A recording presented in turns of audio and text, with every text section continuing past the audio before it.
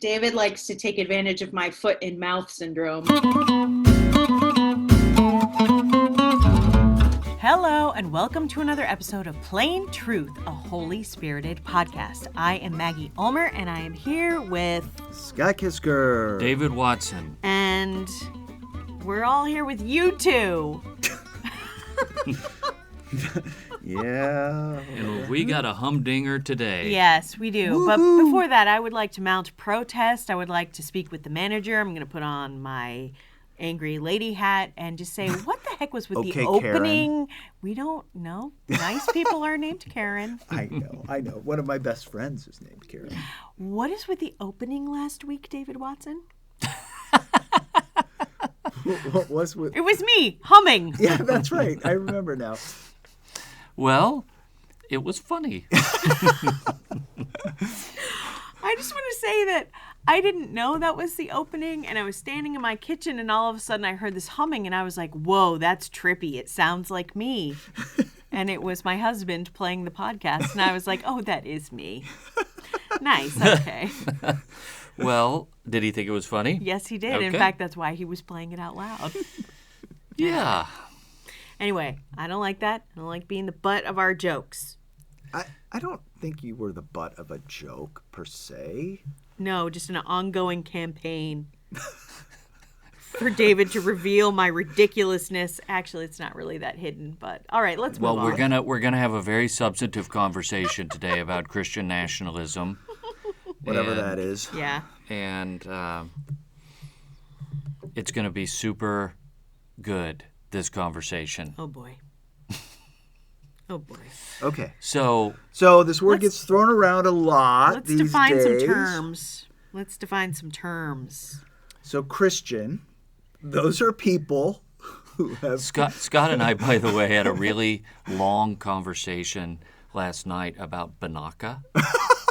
You mean like the thing that you spray in your Spray in your mouth? mouth? Yeah. Yeah, Because when Binaca. we were in, elementary school, heck, everybody had Binaca. And my question is, What where happened did to it go? Binaca? Anyway, that's not a good podcast topic, but Whoa. it was interesting, and it you did require found some the ability internet. to buy it at You Walgreens. can buy Binaca, but let's talk about Christian nationalism. All right. So I was doing a little research on this. I found a website, Jamar Tisby's Substack, and on this he talks about a book by Samuel Perry, two sociologists, Samuel Perry and Andrew Whitehead, called Taking America Back for God, Christian Nationalism in the United States. And in this, they describe Christian nationalism as an ideology that idealizes and advocates a fusion of Christianity with American civic belonging and participation. And American exceptionalism. Well, that's not in their I know it's not in definition. there, Yeah. but I But would it, just say it does that's seem part to of it. be part of it, yeah. Well, yes. So I think we can start there, but it is a contested definition, and so maybe we can talk about some of the other aspects of that. Right? We have an article that will come out. Firebrand. It should be out by the time this podcast drops, by Mark Tooley. That I think is a very nice piece on Christian nationalism. Thank you, Mark Tooley. And I think on the one hand, sometimes people use the term Christian nationalism as a way of talking about kind of this should be essentially a Christian state, okay? Or at the most benign way of talking about it would be the values of Christianity should essentially be the values of the nation should be Christian values. The rules of the nation should be Christian rules, et cetera, et cetera. And then there are far less generous interpretations of the term that equate it with white ethnocentrism and other forms of racism. So I'll stop there.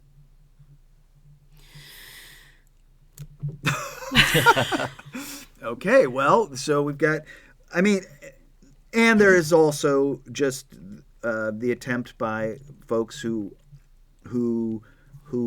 fear Christian influence in society at large, general secularists, etc. That's the lady. Maggie is showing me a picture of And making a whole lot of noise. Sorry. Lauren Boebert. Yeah, she's the representative from Colorado, I think. And she She wants a biblical citizenship test. and training in public schools. Well, I mean, for a long time, let's be honest, for a long time, you did have some sort of Christian training in public schools until the 1960s. That was a major change. Everybody said the Pledge of Allegiance and the Lord's Prayer at the beginning of school. The Lord's Prayer, really? Yep. You were expected to know, the golden rule, and you knew where it came from. Well, here's the thing. This is what I don't actually agree with that. I don't think there's anything wrong with saying the Pledge of Allegiance. But I'm just saying there has been a shift in the national consciousness about the relationship of Christianity to what is implicitly the meaning of America. Sure. And that is relatively new, right? Something that was relatively uncontested for, 150 years. Yeah, well, whatever. We're not here to talk about that particular thing, but Well, it is. I think it's relevant because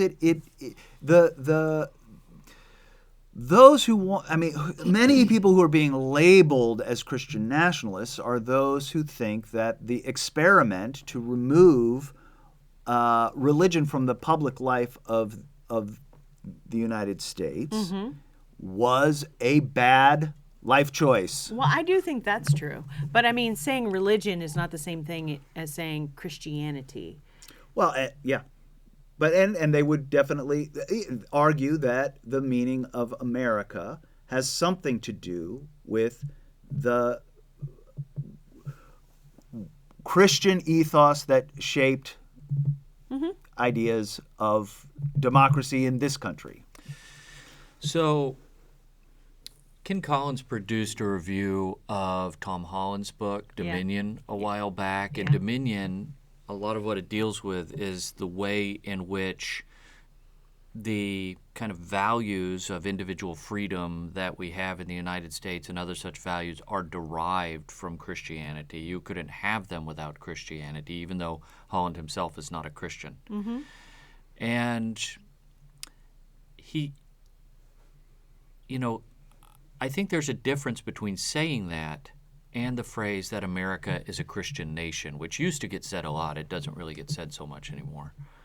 But certainly in the 19th century, especially the late 19th century, when it was becoming increasingly obvious that it wasn't, that was said more often. You say it more often when it's not true. But yes. And so I actually don't think that – I do believe that Christian, Judeo-Christian values were certainly – you could not have America – in the system of governance that we have without those. But to say that America is a Christian nation, I think it's to misconstrue its founding. Yeah. In the sense that if you take something like the Constitution or the Declaration of Independence, these are not Christian documents. They are Enlightenment documents. But it was Christianity. The Enlightenment is riffing off of ideas that came out of Christianity. Right. You couldn't have the West period, sort of Western civilization, without Christianity having had a long period of influence in those various cultures. Right. And so I think the idea that, and then, despite the fact, as we all know, despite the fact that, at points in our history, people said the Lord's Prayer before school, saying the Lord's Prayer before school, and then the sort of cultural sins of the United States. These things existed simultaneously with one another. Yeah. And so we had things like slavery, or segregation, Jim Crow laws, right, we've had millions of abortions in this country. We've had, parts of the country are now more and more tolerating killing our old people, euthanizing them, essentially. Call it medical aid in dying if you want to, but we're euthanizing old and sick people. And so, the idea that somehow we have been this embodiment of Christianity at any point in our history is simply false. But I don't think anybody, when you say the word Christian nation, historically what you mean is like the European Christian nations where the church had a privileged role with, or some version of the church had a privileged role in the running of the state. And whether that meant that bishops had a seat in the House of Lords, or it meant that the monarch was considered a defender of the faith, or whatever, it just meant that Christianity has some privileged position. Now, that also didn't mean that nations with whom Christianity had some privileged position didn't do corrupt do things. horrible things like colonize other countries and enslave populations and there all of that. And there was conflict between Christianity and sort of heads of nations very early on. Of course. Yeah, they were like, please stop telling me what to do. There's a reason why the state at the time of the Reformation often took advantage in order to bring the church under the state. I mean, that has been one of the primary conflicts in church history since very early. I mean, that's why there were 2 papacies at one point. That's why, 3 at one point. Yes, it's like because the heads of state were like, I'm actually not under the church. Quit telling me what to do. Quit trying to pick my kings. Well, so I think on the issue of Christian nationalism, part of the problem in the discussion is that we don't share a common definition of the term, and so it gets lobbed around like a hand grenade, and we can never arrive at any kind of consensus position because we do not share common presuppositions. And not only that, I don't think I find myself, I'll speak for myself, I find myself uncomfortable and at odds with how some people who are embracing a definition of Christian nationalism, how they are also, in concert with this definition, defining how to live the Christian life. Like, I don't find these things to be congruent. Well, there's a huge danger in assuming. So, a typical way we understand what a nationalist means is that you sort of strongly identify with your nation and you want to support the interests of your nation above and beyond the interests of other nations, right? Now, and sometimes at the sacrifice of other nations. Well, I mean, pretty much always. That is like the whole point of the government, right? I mean, you don't expect Biden to, say, well, I'm going to make policy that will actually help, Yeah, but there are China, degrees, right? There are degrees to this, the expressions of this, right? Because you have leaders doing their due diligence, their fiduciary responsibilities of like protecting the interests of the country that they lead, and then there's Marxism, or there's the expression of it found in World War II through Hitler, where you're like, I want to dominate. It's other almost countries. the same thing, but yes, no, I mean, colonialism is also. I mean, the problem. What I was going to say is the problem with throwing those two things together, Christian nationalism, is that of course Jesus loves all nations. Right.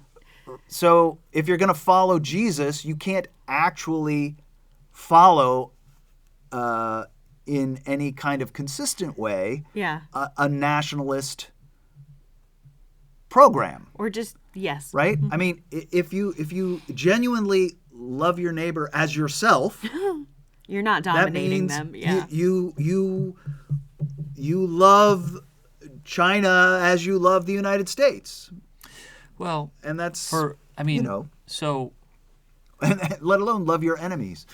we've all been other places, and I've traveled enough in different parts of the world really to appreciate what we have here in the United States on a variety of levels, and not just the freedom that we have, which is considerable compared to a lot of places in the world, but also the opportunity that we have as well, including economic opportunity. And I want to say the freedom that we have is in many ways a product of Christianity's insistence that faith must be freely assented to. Well, let me finish this thought real quick. So I am in that sense, I am patriotic. I value America. I like America. I understand that America does and has done bad things. I get that. But I've also seen what a lot of the alternatives look like. Yeah. And so I'm appreciative of what we have here, even as I recognize that we also have our problems. And then at the same time, you can be appreciative of America and even patriotic without, while also wishing the good of other nations. That's correct. Right? And so, when I go to places that don't have the kinds of things that we have in America, they don't have the freedom we have, or they don't have the economic opportunities that we have, or things like that. What I want for those countries is well-being. I do want them to have those kinds of things. Yeah. And so I think that you can be my point is, I think you can be patriotic and appreciative while remaining critical in some ways of America, and also wishing good for other countries. Yeah, flourishing as for well. other people. Yes, fully agree with that. Now, maybe that's an idealistic viewpoint, because at some time the rubber is going to meet the road, and in some circumstances you're going to have to make a decision about your country versus another country, or something like that. But I think that those questions aren't necessarily then questions of like Christian nationalism. That's, well, I don't know. I mean, it's like, well, then we just get into areas of just war, and those are different topics. Well, but I mean, that was the whole, the whole peace movement prior to World War I was largely, if not almost exclusively, a Christian movement that, look, these people are fighting. Mm-hmm. We're not supposed to engage in that. We're not supposed to engage in that, right? Yeah. So the isolationist movements in the United States have often been, and certainly pacifist movements have almost always been rooted in some form of Christianity. It's fascinating. Our sponsor for today is United Theological Seminary in Dayton, Ohio. United is a seminary that believes in the power of the Holy Spirit to work through ordinary people, faithfully following God's call on their lives. Master's and doctoral degrees equip leaders to carry the historic Christian faith into the world. If God is calling you to ministry, consider United as a place where you can become a bold, Spirit-filled leader who makes disciples of Jesus Christ. Learn more at united.edu. On Tisby's page, he talks about a kind of Christian nationalism. He really kind of zeroes in on one definition of Christian nationalism. And so let me kind of read what he writes here. He says, "How does Christian nationalism show up in politics and policy? According to multiple academic studies using large nationally representative surveys, Americans who embrace Christian nationalism are likely to," and he has a list here, "approve of authoritarian tactics like demanding people show respect for national symbols and traditions, fear and distrust religious minorities, including Muslims, atheists, and Jewish people, condone police violence toward Black Americans and distrust accounts of racial inequality in the criminal justice system, believe racial inequality is due to the personal shortcomings of minority groups, report being very uncomfortable with both interracial marriage and transracial adoption, hold anti-immigrant views, fear refugees, oppose scientists and science education in schools, believe that men are better suited for all leadership roles while women are better suited to care for children and the home. That is just a list of... That's a list of problems right there. Wait, this is, I don't even, I'm not sure. Scott is questioning the sources. As always. Yeah. Well, what I want to, this information is from the book that I referred to earlier, Taking America Back for God, Christian Nationalism in the United States by Andrew Whitehead and Samuel Perry. Now, I think what this list embodies is sort of the worst way that we can identify Christian But nationalism. isn't that just the creation of a boogeyman that, so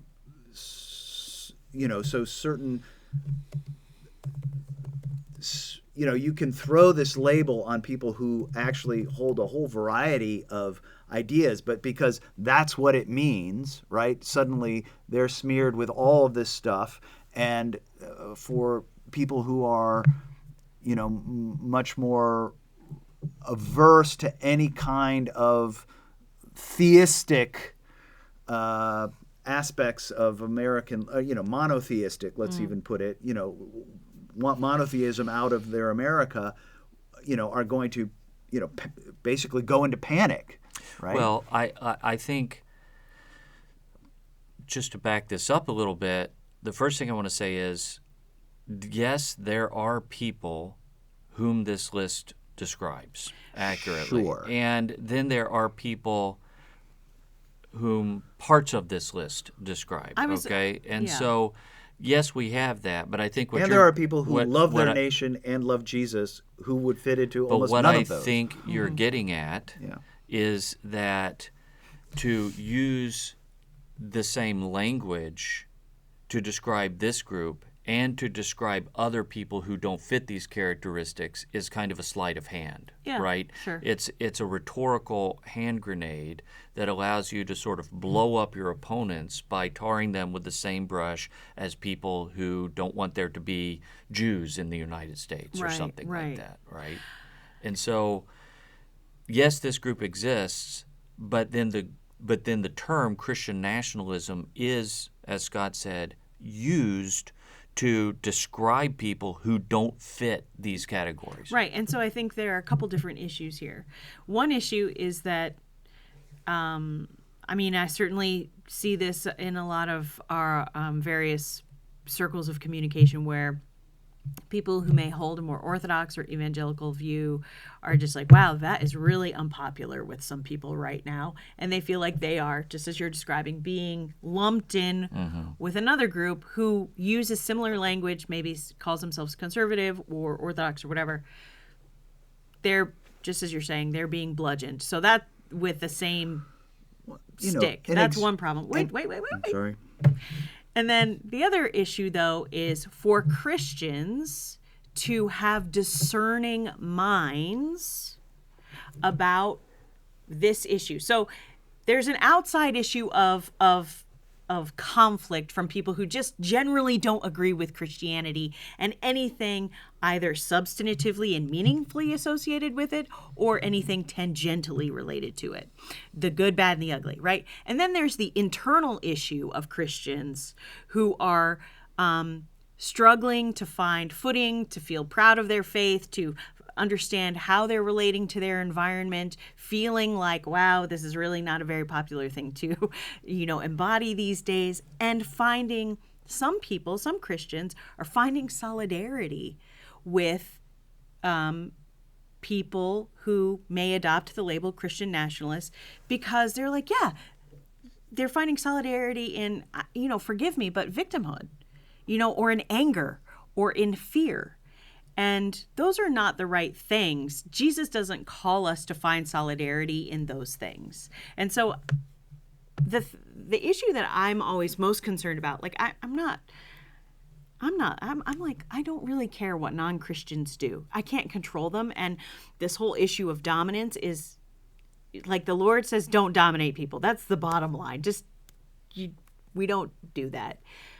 except we can talk about wars or whatever, but I'm talking about individuals here. But what Christians do is of concern to me. Me too.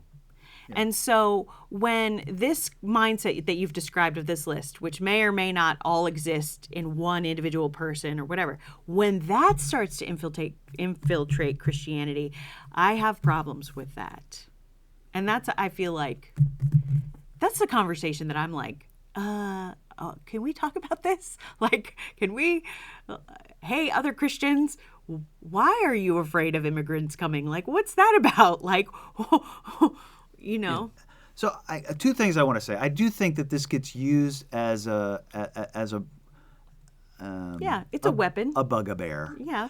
And that there are lots of people who are, who may genuinely fit some of these, but and would say, yeah, I'm a Christian but. No, you're not. But they don't go to church. Do you know what I mean? I mean, sure. They've adopted something that they think is American. They think Christianity is American, and whatever, or they've heard of Jesus and they like him, or they've got a picture of Jesus in their house somewhere, but they've never, they don't go to the blonde-haired, blue-eyed one where he's gazing off into the distance. Solomon's head of Christ. Yes, always. But also, I think there is a kind of, to be the most generous, a sort of ignorance about Christianity on the part of the some folks in the media. I just remember this story where there was some like Norse pagan group that took over a building that used to be a church somewhere in Minnesota, and they, of course,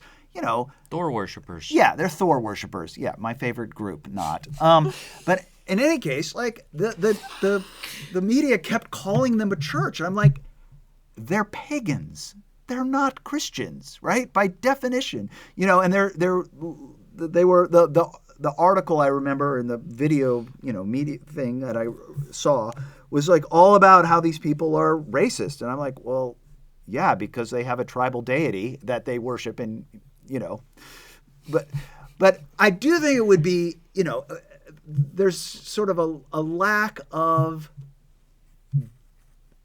making distinctions. And I do think it would be interesting to throw out, like, what are the options for Christian engagement with the nation that, because it's not like there's one option.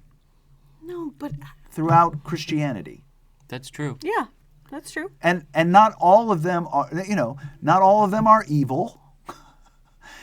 And some have a tighter relationship with the nation than others. And that seems like a much more interesting conversation to say, okay, yeah, I'm a Christian and I am a citizen of the United States of America. How do I navigate that? That, I've got my foot in two worlds, as Luther would say. I agree with that. I think, though, and who knows, David, I would be interested to hear your thoughts on this, because when you have people like representatives of our country or of states standing up and saying, we need to reinstitute constitutional this or reinstitute like a Constitution Alive is the program she specifically referenced, which is developed by the representative from Colorado, Lauren Boebert. She was saying maybe we should have Constitution Alive training and biblical literacy citizenship tests put back in schools. Maybe that's how we turn the country around. What is Constitution Alive? So this Constitution Alive is a patriot or like a citizenship literacy program run by Kirk Cameron from the hit TV show Growing Pains? I don't remember. But it's part of the Patriot Academy. Now, I'm not making a judgment about that. I know nothing about it. I don't know anything about it. I think there are probably assumptions we could all sort of infer, but whatever. But let's not infer. Let's not infer. Let's be rational and fair. Also, but biblical literacy training, I don't know what the point of that would be other than Well, here's what I think. And I'm getting this from Carl Trueman now. I just wrote Book I spent review. all day yesterday writing a review Well done. of The Rise and Triumph of the Modern Self. And I think this is the issue that folks like that are trying to address. Yeah. I mean, the media is necessarily going to cast them as having bad intentions. Right. I don't know what her intentions are. Right. But I think the issue that a lot of people are trying to address is that, okay, he uses a sociologist named Philip Reef, okay? He's not a Christian. And Reef talks about first world, second world, and third worlds. Okay, now first worlds, he says, are like pagan cultures. Second worlds is like the medieval world of Christian culture, or even a culture where, like the United States of 100 years ago, where there are a whole lot of Christians. But then the third world, he says, is a world without a desacralized world. Right. Right? There is no sacred order underlying our common decisions to which we can appeal. And so morality, ethics simply become matters of aesthetics or personal taste. So something is right because it feels right to me. I find it psychologically fulfilling. It brings me happiness. And something is wrong for because it feels wrong to me and I don't like it, and it hurts my well-being or the well-being of the psychological well-being of another person. Okay, and so or it's what Alistair McIntyre calls emotivism. Not Alistair McIntyre, calls emotivism. And so, in the absence of a sort of in a desacralized world, where decisions are made emotively. And I think it's hard to argue that the United States or the Western world now has not become that. What happens is that moral debates descend into chaos and contests of power. And so if someone wants to re-sacralize our common life, I understand that. Now, I don't think that you can do it through the force of law. That's the problem, right? Yeah. I don't think that you can re-sacralize culture with such a heavy hand. I think to re-sacralize the United States, what's going to be necessary is revival. Well, oh no, You're going to have a move of God. And then, what would happen in that case is that you would have more people sharing at least a common set of assumptions. But to sort of take values and take a worldview that a huge chunk of America does not ascribe to, and then impose that religious worldview on everyone in such a heavy-handed way seems to me that sounds like it's going to be an unsuccessful venture. yes. Yeah. But yeah, I mean, I sort of agree with what you're saying, and part of me is like, in a democracy, that always happens. That, in some sense, a morality is reflected in the laws of the larger community. Yes. And that morality is religious, even if that religion is some sort of secular, philosophy. So the laws governing secular France have a moral character that is derived from somewhere, which one could argue is religious, even though it is not Catholic, which is what they were theory, originally. in theory, Yeah. right? I mean, really, I'm not sure, Louis the whatever was ever a real very good Catholic, but nonetheless. I mean, if what we mean by religion is kind of like motivated by ultimate concern, then yeah. If what we mean by religion is that there is an appeal to some type of metaphysical order, then no. And that's where the breakdown happens. Is that But there must be some sort of order because there's a law. And the law is simply, perhaps the law is simply based on the personal tastes of the majority of the voting public. Well, Exactly. But those that personal means tastes may not be derived from anything metaphysical. that's where I would disagree. Well, but I think that the distinctions that you guys are making are the difference between what is sort of like ontologically true versus what people walk around saying about themselves. But what I mean is if say in the early 19th century we have this massive revival and a whole lot of people come to violently oppose slavery, which had just kind of been accepted for literally millennia, 5,000 years as part of civilization. It was just a normal thing. And they, well, in England, they managed to vote it out. Mm-hmm. And in this country, we managed to vote it out in certain places and then fight a war about it. That is it's both a metaphysical. The law is imposing limits on people's behavior that has some moral decision behind it. And where that moral decision comes from, if we decide that the moral decision is that we decide that morality determines that a woman can have abortion up into the point of birth. That's a law, and it's based on some sort of understanding of the value of a woman's life and the abstract notion of rights and who gives those rights and all of these are in some sense religious first principles. Mm-hmm. I just think you're giving too much credit to the way a lot of people make moral decisions. I think that's true. I mean, I do think this McIntyre's notion of emotivism is really the order of the day right now. I'll just say it again. I think you're describing two things that are true. Like what you're saying is ontologically true, and we know this because Christians believe this. This is just the theology of creation. But I think what I hear David articulating, and I'm not ascribing this meaning to it, but this is what I'm hearing, is that people do not walk around with this larger understanding. Well, it's simply to say people don't know they're pagans. Yeah.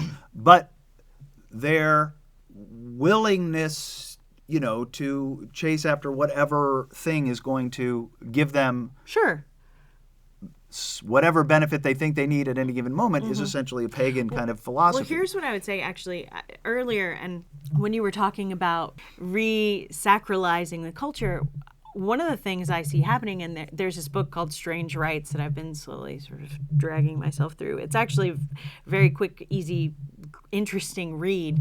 But one of the things that I do think is different right now is that spirituality is really very in our culture right now. I would say that we're far less secular and far more pagan, intentionally pagan.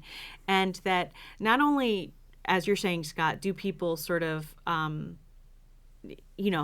people are engaging their religious, their political pursuits, their sort of regular entertainment diversions with religious fervor, and will do so explicitly. They will name it as a religious, spiritual thing.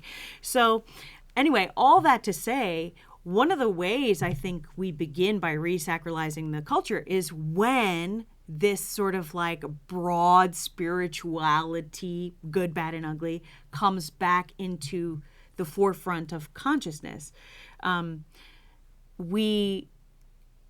It's sort of like the wheat and the tares grow up together. It's like if I can just sort of speak from my prophetic hat on, it's like trying to teach people what a move of God looks like when they're coming out of a place where they were coming from a place where there was nothing acknowledged, where everything is secular. We separate the church and the state, where the church itself was largely, had no power, manifest power of God within it. That's very hard. But if you let the whole ocean flood in, then you're like, crap, everything's wet. And then you start to discern what's good, what's bad. And I think if you see in Scripture, that's how pagan culture became Christianized. Somebody came in and said, hey, I see, yes, you acknowledge that there are spirits, but let me tell you about this unknown God that you're referencing and how this God is actually the God. And these other things, this is not going to work out so well for you. So I think we have to start from this place. There has to just be an acknowledgement of otherworldliness first. Anyway. Well, and I also think we have to acknowledge that those who are, using the term Christian nationalist as a cudgel to kind of shut up people, and those who are saying we need a morality to be taught in our general public schools, and we need a morality to guide this nation, or we're going to end up in chaos. Right. Both of those groups actually have a vision for America that has some point of truth in the country's founding, and Absolutely. both want what they believe is for the good and the salvation of, this country. Yeah. Absolutely. Long term. Absolutely. So they just have different visions of what that looks like. exactly, and the great difficulty is that both can't have their way. That's not going to, right? We can't have individualized laws for, this is what I was getting at with different kind of Christian understandings of the relationship. You can have like the Benedict option where Christians just basically live their own laws and let whatever the laws of the state are, who cares, we'll build our fortress mentality and we won't interact. We won't send our kids to public school. We won't, we'll basically become like the Amish or Anabaptists throughout this country. But they won't contradict the law of the land either. Right. Well, it depends what the law of the land Yeah, is. it depends on what it is. Yeah. Well, that's true. I'm speaking Like specifically. if the law of the land is you are going to be conscripted and fight in our military to defend our nation, then Amish brethren are going to say, actually, no, we won't. We will You're move. correct, yes. We will move to another country before we will do that. Well, And I've often said that to myself, in at least in my head, if not out loud, that I up to a certain point, I am loyal to the United States, but beyond a certain point, I will be as loyal to my nation of birth as my ancestors were to theirs. Which is why we're here and not in Saxony, okay?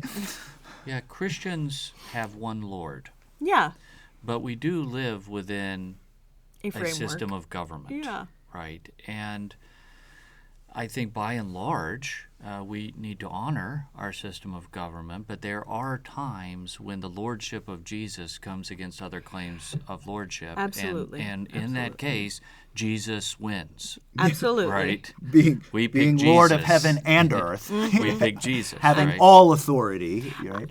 I'm simply I'm thinking just more broadly in terms of like, you're not going like, what is this, like the sovereign citizen movement? Have you ever heard of this? Yes. No. Yes. Like, listen, you must follow traffic laws. I love this. No, I'm a sovereign citizen. I can know drive about this? 85 down Main Street in gosh, Clayton, I'm a Ohio. sovereign citizen. Yeah, because I'm sovereign citizen. Yeah. I don't know what that means. You should spend some time on YouTube. Look it up. It is amazing. So, But I agree with that's just to both say of that what you're there saying. are crazy Americans, which we already knew. The Yes. last thing, and I know we don't have much time left, but the last thing I do just want to clarify is that while I am committed to living my life as a Christian, and I could foresee instances where my Christian faith becomes incompatible with the rule of law. I mean, I could envision those things at least. I also am wary of these movements, these theocratic movements that are gaining traction both in Catholic and Reformed circles. Amen. And in the Catholic world, it's called integralism. And I'm not Catholic. I don't want to be Catholic. I like Catholics. I respect Catholicism. You like Bishop Some Barron. of my friends are Catholic. I love I Bishop have Barron, Catholic friends. but I do not want to be Catholic or have to live like a Catholic. And by the same token, I don't want to, by force of law, make Jews live like Christians, for Yeah. example. I mean, we do live in a society where there is no state church. Right. Now, we can't forbid the establishment of religion, and at the same time, We can forbid the establishment of religion. What do you mean? I mean, We do. no, As a religion state- as a state, state church. church. We do forbid it as a Yeah. state church. Yeah, but, But we not also just generally. It is Like our, you our can right start the Church of to- Scott if you want. Right. Yeah, I see right. what you're saying. Yeah, the Church of Scott. And I mean, I don't think that'd be good for your soul. it'd be a very but- well Or ordered. anyone Well-ordered else's. church. Yeah, Anyone else's. It would Yeah. be a form of pietism. So I just want to, I mean, I have said this before, but I don't think a theocratic state is the answer here. Yeah. I think the answer is for the church to do its job. to be the church. And don't make the state do the job of the church. And I also think that some of these ideas that ideas that are coming somewhat out of Kuyperism and reformed kind of government understandings, but like the whole Seven Mountains thing that Yeah. gets play in some Circles. Pentecostal charismatic circles. Yeah. It is a dangerous thing to grasp for earthly power. yeah. That Yeah, whole it that is exactly not what Jesus did in the desert. So Yeah. if we are doing that, we're probably not following him. And at the same time, I do also want to say that there is a manner in which Christ gives people favor. Yeah.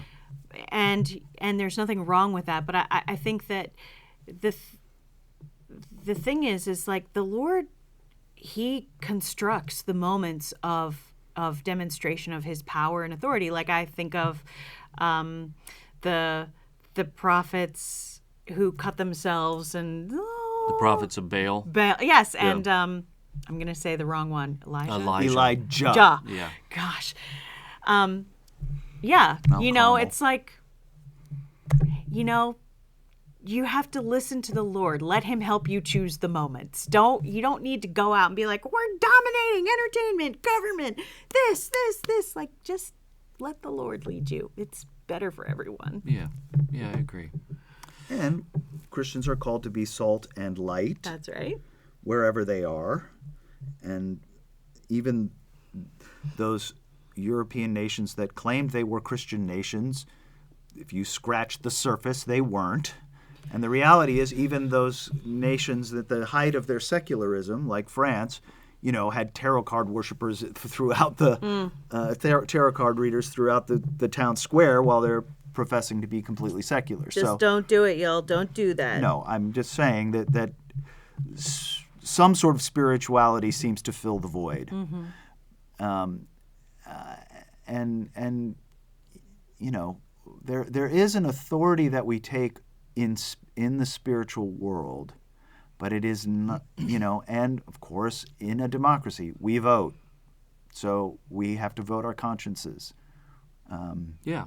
And I don't That's have why any David's problem. voting for Kanye. I don't have any problem with. I think Christians should participate in the political life Yeah. of the nation. Yeah. I do think that. I don't And think some that Christians, though, don't think that. with because they have different- withdrawing entirely is a good idea. No, I agree with you. But, yeah. So I don't think we've really reached any conclusions here. Well, we've talked a lot about Christian nationalism, whatever. I don't think we know what it is yet. I mean, because it's like Methodist or Quaker. It's actually A label somebody else a label invented. somebody else is Yeah. throwing at people in order to win an argument without actually having to address the any ideas that are within a particular argument, right? Yeah. It's just you don't have to think about this because it's this. Yeah, and terms like that are rarely useful because we can never have a conversation where everybody knows what we mean. Right. So And then we don't talk about what we mean. But we're trying to talk about what we mean here. Well, insofar it's been really clear. insofar as the term Christian nationalism refers to a kind of ethnocentrism, Yeah. then I think that we want to authoritarian tactics. I think we all reject those. Not what Jesus did. Or anti-immigrant views. Definitely not. Not scriptural. Like, yes, we reject those things. If to be a Christian nationalist means that and this is not what it normally is used to mean, but it means that I am a patriotic American who is also a Christian. I don't and I will vote my conscience in a democratic society, Right. and that conscience is shaped by the salvation I know in Jesus Christ, who's a particular individual who lived a particular kind of life. But that's not the way the word is normally used. So, the common definition, the common way it's used is it's really just become a pejorative term at this point to refer to kind of the extremist positions that I was talking about earlier. And I don't think any of us want to I know that we would not advocate for any of those positions. Right. That's correct. And Racism, ethnocentrism, clearly not Jesus-y. Misogyny. Right. Right. Not in favor. And Shocker. I think it's a good thing for Christians who are opposed to these kinds of things to speak their opposition in the public sphere and vote their consciences against them. And you're not being a bad Christian in any way when you do that, despite what people may tell you. Right. Also, you don't have to tell people. Well, but I know. I just mean you don't have to go on social media and you don't have to say go on your social stuff. media, but- Just do it. Just do it and be good to the people in your sphere. But I do think it is, it behooves Christians not to allow the word Christian to be appropriated by people who are actually espousing non-Christian things. Right. Yeah, absolutely. Right? I mean, and That's why we have publicly. Firebrand and ministries like Spirit and Truth and why there are seminaries and why there are, United stuff. Yeah. Why there are teachers. We're doing our best. We're doing our best here. Or Doing we're our at least best. doing. Pastors, good pastors, the churches. We can do it. I have some friends who are really, really into things like politics and political theology, and every time I speak on these matters, I think they must just face palm. But What about the regular times you talk? Oh! face palm, always on Binaca again. For a second, I was we used to get Binaca taken away from us in high school because doesn't it have alcohol in it? Oh, probably. But I mean, you'd have to have so much Binaca. I'm not sure. I mean, but would have the so does freshest Scope. breath. I mean, Yeah. Well, I'm just saying, also, I do don't have think- a vague memory of somebody, trying to light it on fire in the hall, the band hallway. in You high could school. do that, but it was only a little. yeah, it right? didn't. That wouldn't work. I mean, You Somebody- could get a little burst of flame. I if think you- it was just annoying to the teachers. At least you were in high school and there was still Binaca because I don't remember being You seem that to think old. Binaca had a very short I lifespan. do. I don't and remember. I don't remember having Binaca outside of college. All I Past know- 1989, I have no recollection High of school Binaca students being are a very thing. concerned with fresh breath because there's all the, illicit making out. Yes, in the corner in front of your locker. Okay. Not in front of my locker. My locker was in the middle of everywhere. All right. That's been our podcast. So, takeaway, Binaca still exists. It does. I'm going to go over to Walgreens and get some today. Right now, get Next you some. time I go into a meeting, like a fundraising meeting, I'm going to walk in and shh, right there. And then And you have to everyone in that meeting will be grateful. They will. you have to spit on your pinky and your thumb and smooth your eyebrows. What? I literally have never heard of or seen Gotta be like- anyone do. No, okay. Anyway. I don't put that in the same category as No. Binaca. Binaca is much classier than that. Oh yeah, Binaca is not classy. No, that's Well, agree to disagree. sure, just like every other day. All right, that's been our podcast today. Yikes. All right, check us out on Facebook. Follow us on Twitter at Holy Spirit Pod. Rate and like the podcast. And of course, the highest compliment you can pay to us is when you share this podcast with your family and friends. And of course, we want to say thanks to United for the use of the studio. And also, go check out Spirit and Truth. Our website is spiritandtruth.life, which this podcast is a part of. And go and check out all of the other cool things that we do to support and resource church leaders and the church. We love you guys. We'll come back to you next time. Bye. Bye.